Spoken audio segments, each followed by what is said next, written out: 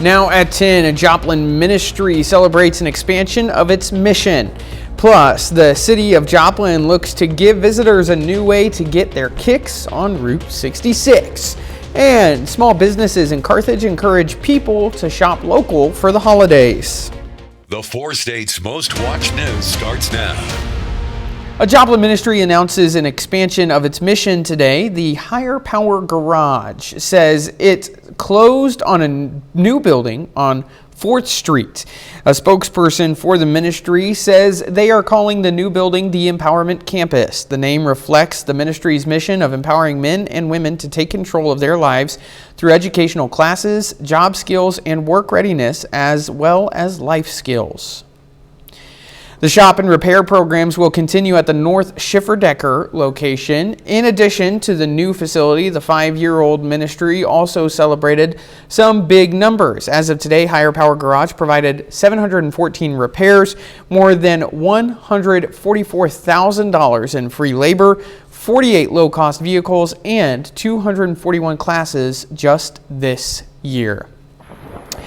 The Route 66 Centennial is coming up next year, and Joplin will be celebrating in a unique way. 3D street painting will be returning to Joplin. The parking lot on West 7th Street will have 20 street painters out there.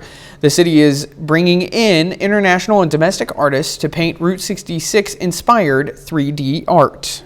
It's 20 paintings from across the route. It's just not Joplin itself. So the artists, we would give them some insight on what to paint and some themes we want to kind of pull out of the whole route, but they will be the ones that will do the interpretation. So it's really fun to see how they interpret Route 66.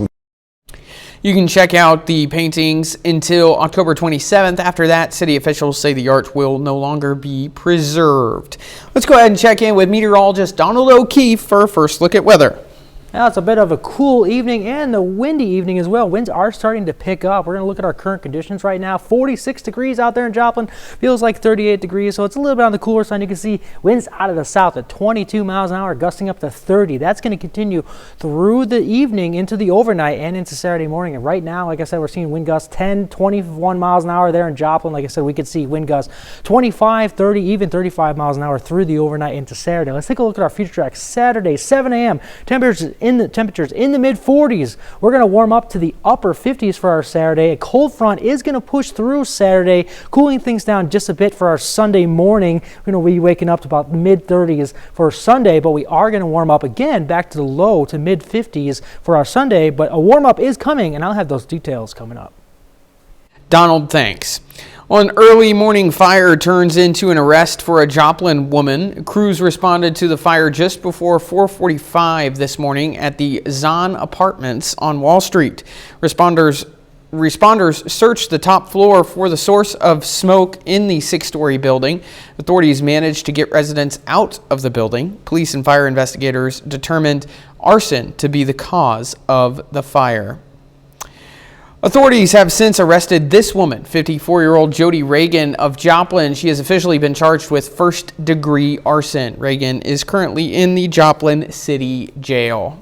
And we do have testers. In Carthage, Missouri, a few small businesses prepare for the holidays, with some opening earlier and staying later to help those needing last-minute gifts. President of Carthage Chamber of Commerce, Julie Reams, mentions supporting local businesses does also benefit the community.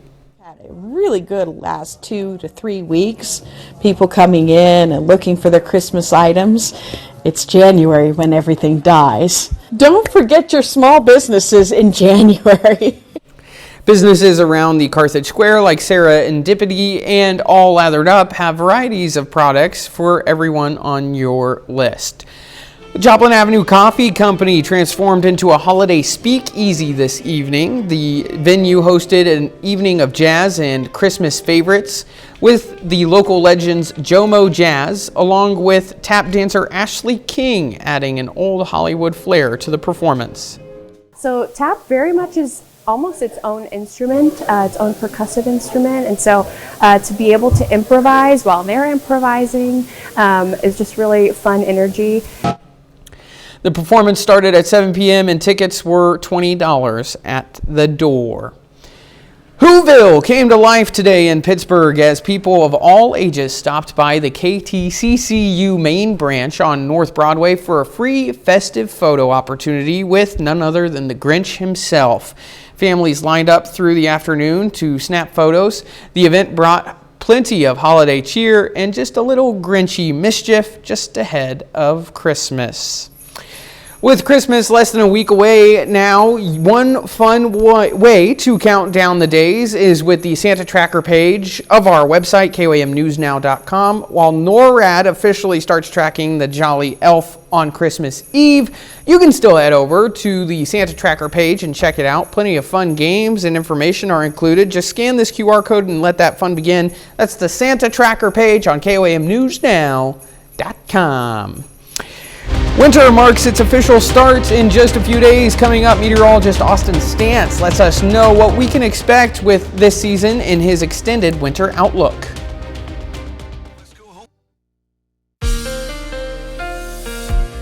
It's that time of year where we take a look at your winter outlook for the 2025-2026 season, and it starts in the Pacific Ocean, looking at our ENSO cycle. What is an ENSO cycle? Well, that's the El Nino Southern Oscillation Cycle, and you can break this down into 3 cycles, and it's easy to remember with the Goldilocks scenario. A La Nina is cooler than average sea surface temperatures, and El Nino is warmer than average sea surface temperatures, and our ENSO neutral is normal sea surface temperature. So you have your cooler than average, warmer than average, and just right.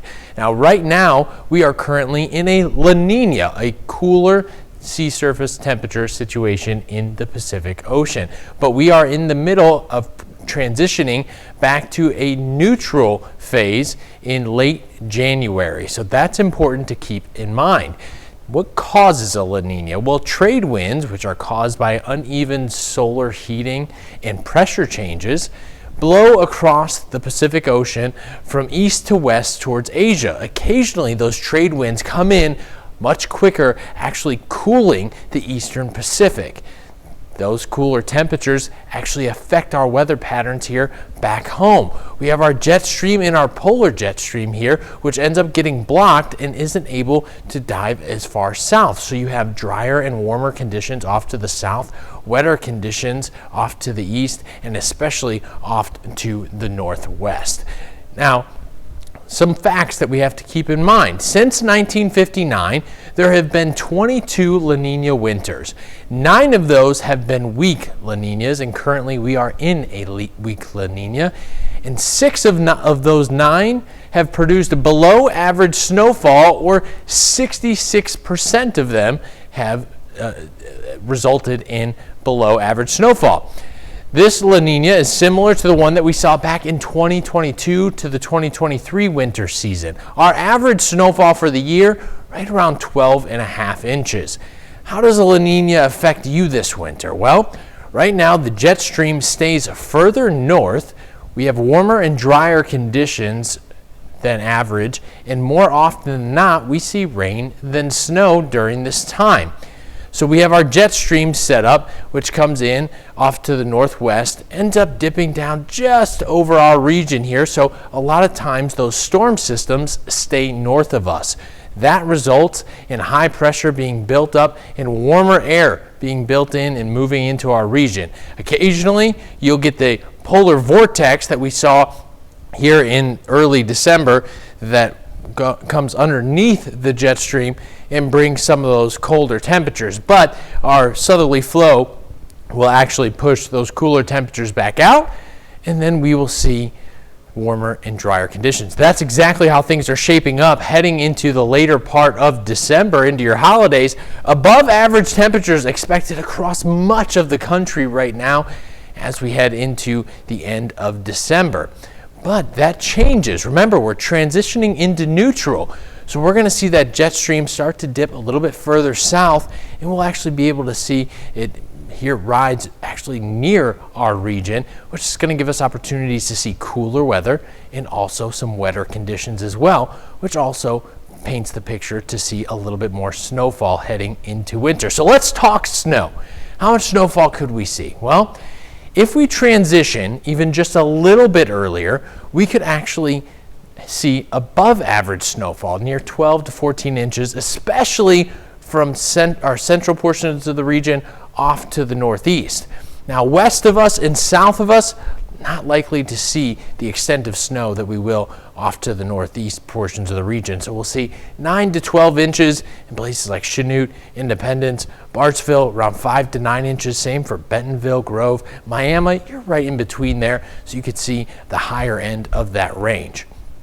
Your long-range forecast and what we can expect, well, the La Nina is expected to end in mid to late January.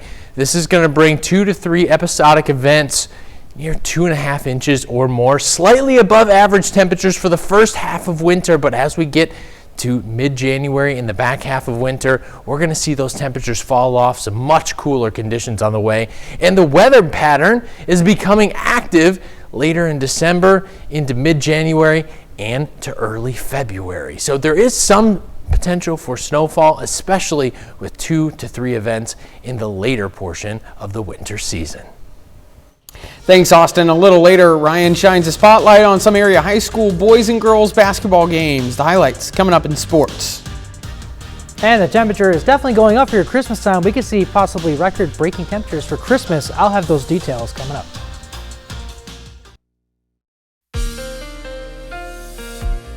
The temperatures are going up, as you saw from Austin, and we could see some record-breaking temperatures for Christmas. Let's take a look at our Skywatch Storm Tracker, and there's not much happening right now. Just got some clouds out there. There is a weak low pressure system, or excuse me, a weak cold front that will be pushing in Saturday that would bring temperatures down just a little bit, as you can see right out there to the northwest. That will eventually make our way into the area, but overall, it's going to be pretty nice. Looking at our 36-hour trend, we saw on Thursday 57 degrees, a little bit of a roller coaster dropping below freezing on Friday, back up to about 49 degrees for our Friday. So that's how it's kind of been. A little bit of a roller coaster with temperatures. It is December overnight, but during the day, it does not feel like December. Temperatures right now across the area, low to mid 40s, so not too bad. We are going to cool off as we go through the night, maybe about mid 40s for overnight, but currently 46 degrees. It feels like 38, but it is a bit windy out there too. Winds out of the south, 22 miles an hour, gusting up to 30. That's going to continue through the overnight into Saturday morning. We can see wind gusts 20, 25, 30 miles an hour, maybe even 35 miles an hour. Those winds should start to dissipate as we get into Saturday afternoon. Let's take a look at our future track for our Saturday and Sunday. So Saturday, 7 a.m., nice flow of southerly winds warming things up, about mid 40s for your lows on Saturday. We're going to see temperatures get up to about 57, 58, 59 degrees, maybe even low 60s down there in the southern county. But that cold front, like I was talking about, is going to start pushing its way in, really not cooling things down too much. Our Sunday morning, we're going to see temperatures about mid 30s, but then as we go through the Sunday afternoon, warming back up to about 53, 54, 55 degrees. So overall, a pretty nice weekend. But if you're looking at your Saturday for your day planner, 46 degrees at 7 a.m., warming up to about 59 degrees for our high, nice sunny skies before that cold front really starts to come in. Taking a look at our Indigo Sky Casino Resort Cam, not too bad out there right now. You know, if you want to do a late night walk, definitely do it. It's not too bad besides the wind. Let's look at our upper level flow. So we're saying that we're going to see some record-breaking temperatures for Christmas. How is that? Well, we have a high pressure system way out there by Mexico that'll slowly make its way into the area. This is Sunday, pushing into Monday. You can see it slowly building in. That's going to basically keep things on the drier side. That high pressure by Tuesday will be bringing a nice flow of southerly winds that will keep things on the warmer side and drier. And as we get to Christmas Eve, like I was saying, on the drier side, temperatures are going to be in the 70s, even for Thursday, Christmas Day, in the 70s, staying on the drier side. But then we're watching a system way out here to the west. That's going to start making its way slowly to us by Saturday. Even by Sunday is when it's going to start getting into our area, bringing back those rain chances for Sunday and Monday. Let's take a closer look. Monday, we're going to have temperatures in the mid 60s. We're going to warm up on our Tuesday, getting up to low 70s. And then by the time we get to Christmas Eve, 70s again, about 73, 74 degrees. Christmas Day, another possible chance to see mid 70s as well. Before we get to Friday, when we're going to start to notice a little bit of a change, we're going to still see 70s for Friday. Then we get to Saturday, temperatures in the 70s, but here comes that change. Here's that rain I was talking about that's possible for Sunday and Monday. But we're going to have, like I said, warm temperatures over the next 4 to 5 days. You can see for our 10-day, 59 degrees Saturday, cooling down a bit on Sunday, then warming up to the low 70s by Christmas Eve. I put some some palm trees there for Wednesday because it kind of feels like it's going to be for Christmas Eve. Yeah, as soon as Santa is done delivering presents, he's going to kick up on the beach with a tropical drink and everything, and we've suited the atmosphere for him this Christmas. All right, thanks, Donald. Of course. Well, despite some rain this week in parts of southwest Missouri, much of the region remains extremely dry, creating dangerous conditions for brush fires fueled by gusty winds. Those same conditions contributed to a massive fire near Hutchinson, Kansas yesterday, which burned about 500 acres. With warmer temperatures and little chance of rain next week, fire officials urge residents to avoid outdoor burning and clear brush from homes.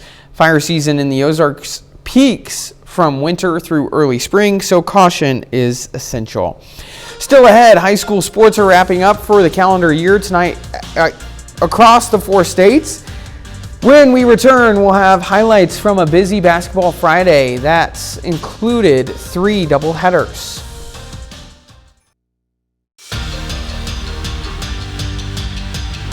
It is the final night of high school hoops before winter break, and we have some great matchups for this Friday slate, including a trio of doubleheaders here in the Sunflower State. But let's start in Missouri with the Carl Junction boys squad hosting Joplin. First quarter, Maddox Shorter fires an open 3 from the corner, but can't connect. Brody Pant is there to haul in the offensive board. He'll score plus a foul for the and 1. A couple possessions later, it's the Eagles' turn in there in transition. Pass up court to Brecken Green, who gets to the rim and finishes to get Joplin on the board. But the Bulldogs would respond, and it's their 1,000-point man, Cooper Vettis, on the drive, scoring over the defender to extend Carl Junction's lead. The Eagles' defense making something happen. Tucker Martin tips the pass. He'll get the steal, leading to an easy bucket in transition. This one going down to the wire, but the Bulldogs prevail at home, 75-67 the final. The Purple Dragons of Pitt High also taking the court, facing Independence. First quarter, Bulldogs spraying the ball around. They find Kalia Lemos down low, who gets in and lays it in for the game's first points. The Purple Dragons come right back, getting it to Mackenzie English in the paint. She scores off the glass to tie it up. Pittsburgh on the attack again. It's Sophia Herdick with a pass ahead to Odessa Reed. She'll juke a couple defenders and put it up for 2, plus a foul for the and 1. But now it's the Bulldogs' turn, moving the ball around, trying to go inside, and look at this pass, a perfect one to Caitlin Spencer. That leads to a wide-open bucket. Independence takes down Pittsburgh on the road, 49-45. The Pittsburgh boys squad looking to avoid that sweep. First quarter, it's Javen Colbert for Independence coming down with the rebound off the miss, passing it out to wide-open Kellen Lanning, who nails the corner 3 for Independence. Colbert with the assist again. This time he's going to go to Ian Martinez in the paint. And the Bulldogs, they're rolling in this one. But this woke up the Pittsburgh crowd. In transition, the Purple Dragons alley-oop to Danny Durden, and he slams it home for Pittsburgh's first points. But the Bulldog offense keeps pouring it on. This time, Colbert takes a shot, and he will sink it, the triple, to give Independence a 9-point lead. The Bulldogs sweep the Dragons, winning the nightcap 56-49. Still in Pittsburgh, the Colgan Panthers back in the fieldhouse to take on Liberal. Third quarter, Panthers up big. Janessa Davis with the rebound. She'll get it to her twin sister, Jakayla, who heaves it down the court to a wide open Danny Yogmauer, who puts it in for 2. And great defense continues to lead to easy offense. Jakayla Davis with the steal, taking it all the way to the basket for the layup. Panthers continue to dominate in this one. A couple possessions later, Davis is there again, wide open on the wing for 3. And you cannot leave her open. She'll make that every time, draining the triple. But the Bulldogs aren't going down without a fight. Freshman Cody Slinker hits the jumper for Liberal. Colgan cruises to a big win at home, though, 84-19. The Colgan boys team looking to make it a sweep of Liberal. First quarter, Panthers on the fast break. Beautiful passing leads to an easy lay-in for Jaden Brown, and Colgan gets on the board. Later on, Panthers with the extra pass. Once again, the great ball movement. This time, Brown's open from 3, and he nails it to give Colgan the 7-point lead. But the Bulldogs are going to fight back. They're in transition. Elam Beeman, he'll find his man, Ben Dingaman, down low, who puts it in to make it a 1-score game. But the Panther offense doesn't let up. Brady Bottega collects the miss here, and he'll put it back up for the basket for the second chance points. Colgan completes the sweep with a dominant 77-38 win over Liberal. The Southeast Lancers battling the Northeast Vikings at home. Early first quarter, Southeast starting to find a rhythm offensively. Swinging to the corner, Kendall Wren drains the triple from the corner. Next possession, it's Wren again. The senior doing it all, getting out of a trap and driving to the basket, finishing over the defender for the Lancers take the lead. But here comes Northeast. Brooklyn Jackson with the crossover. She's going to drive baseline, make a move, fighting through contact, and gets the bucket to go. Still in the first quarter, it's Destiny Hagan for the Vikings this time. Looking for the lane, she can't find one. She'll kick it to Addison Coates, who fires from deep, and that one is nothing but net. Vikings pick up the road win 47-29 the final. Lancers boys squad looking to avoid the doubleheader sweep at home. Late first half, Lancers leading big. What a tip pass from Zane Gabern to Blake Robinson, who drains the three to extend their lead. And Robinson was doing it on both ends of the floor in this one. He's going to intercept this pass, taking it the other way for the easy fast break layup. Final seconds of the half. Southeast looking to make something happen. Tyler Warner zooming down the court, looking for a man, kicking it to a wide open Tucker Sutton in the corner. He'll cash that triple at the buzzer. Southeast dominates at home, taking down Northeast 62-38. That's it for sports. We're back with more after the break. Well, is it the dead of winter or the middle of summer? Well, it's actually going to be probably almost close to summer. I mean, we're going to see a pretty nice weekend. A little bit of a cold front comes in Saturday, but you can see by Monday those temperatures increase to the low to mid 70s by Christmas Eve and Christmas Day. Honestly, it feels like it could be maybe even springtime at this point. All right, and a final sports note for us. Yeah, Missouri State hiring their new football coach today. SMU offensive coordinator Casey Woods will take over. All right, perfect. That's our time for now. Thanks for joining us. We're right back here on the weekend. Have a great night.